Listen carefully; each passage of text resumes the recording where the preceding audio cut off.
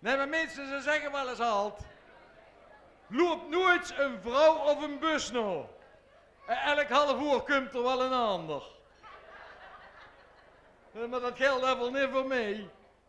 En toch kunnen ze van Jupke niet zeggen dat ik er nooit niks voor heb gedaan voor een vrouwke aan de hoek te slaan.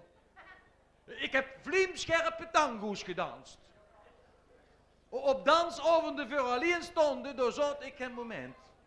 En dan danste ik van die geworden zwoelige schuifelaars op diep ontroerde smartlappen. Op het scherp van de snede, met een rol rangende thees.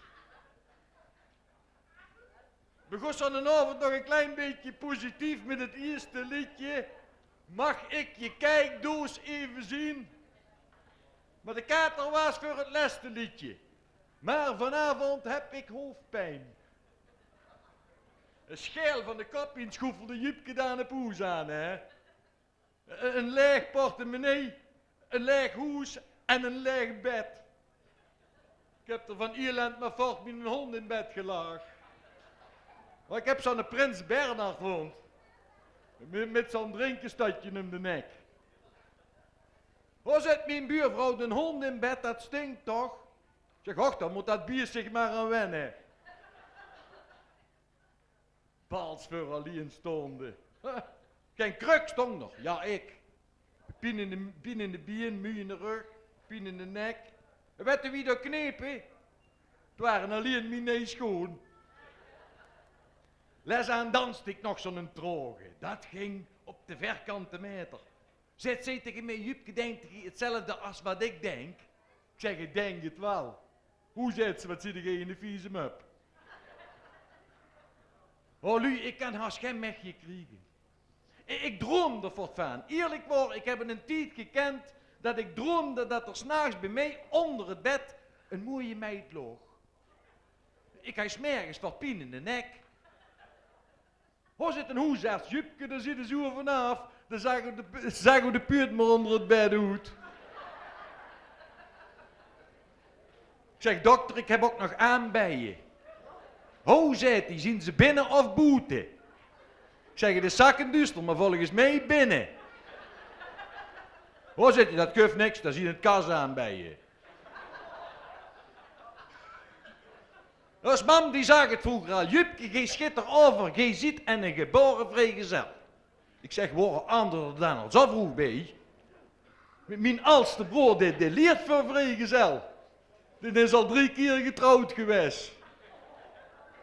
Ik huurde hem nog tegen onze pap zeggen, pap, je ziet toch ook jong geweest? Een sigaretje, berken, toes wel eens weggelopen vanwege een mechje, kindjes gemaakt. Maar zeker, zeiden ze pap, moedig dat, maar niet in een omgekeerde volgorde. En onze pap loog het niet. Toen ik de eerste avond met een vrouw knoet ging, toen zei hij tegen mij, Jupke, denk eraan. Als je om 11 uur nog niet in bed ligt, dan komt er direct naar huis.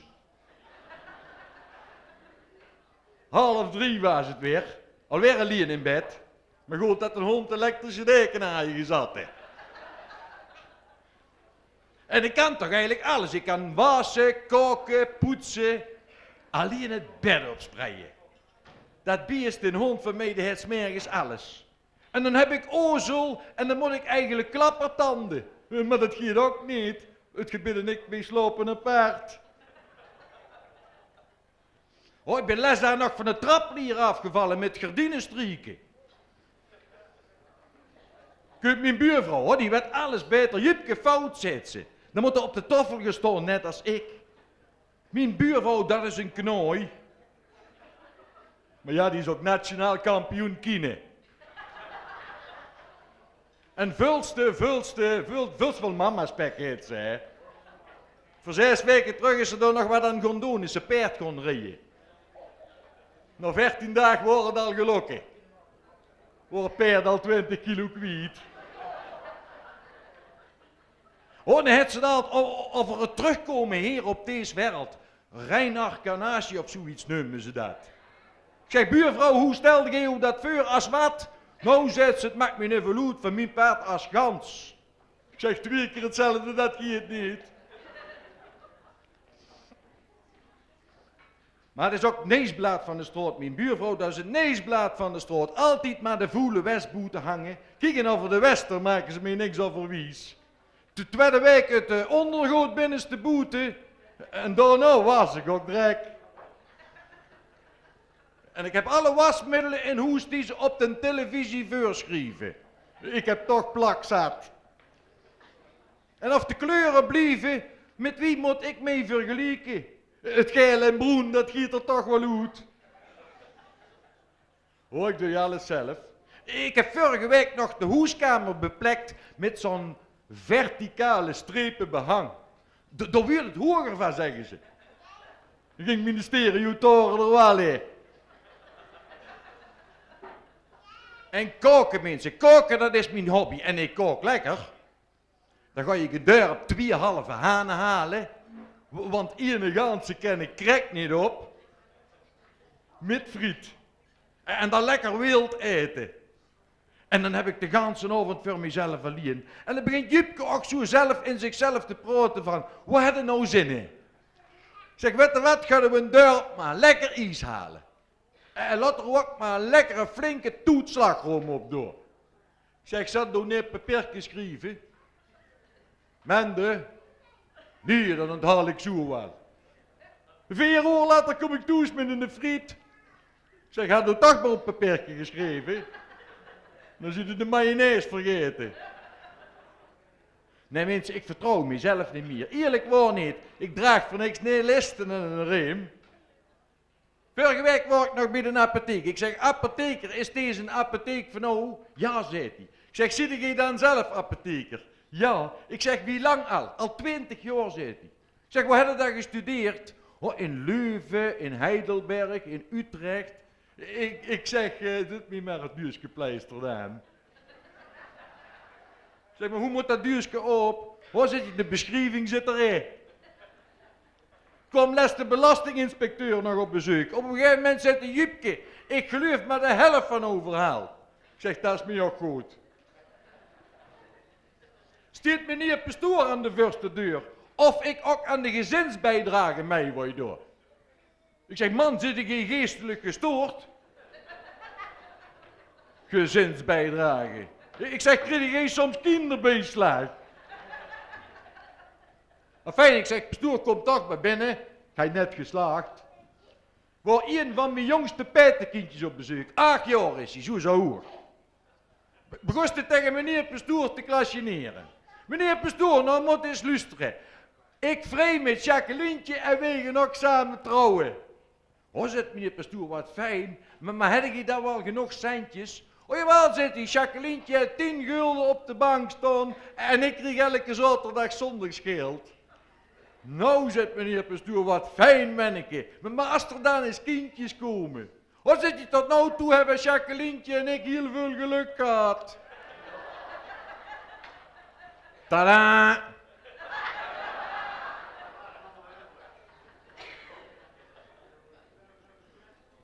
8 jaar is dit, zo hoog. Zijn mam die is nou ook in verwachting. Hè? Ik zeg tegen hem, wat heb je nou het liefst erbij? Een brugje of een zusje? Nou zegt hij, het maakt mij niks uit, maar als een mam het kan verdragen, heb ik eigenlijk net zo keer een crossfiets. 8 jaar! Zo hoog. Wat de jeugd op vandaag allemaal niet durft te zeggen, wat? Als ik s'avonds naar bed toe ga, trek ik me in een duister hoed. En anders gooit een hond de puurt wel voor de ogen. Maar mensen, ik heb vorig jaar nog een cursus meegemaakt. Hoe benader ik een meisje? Nou, ik ging dan nog...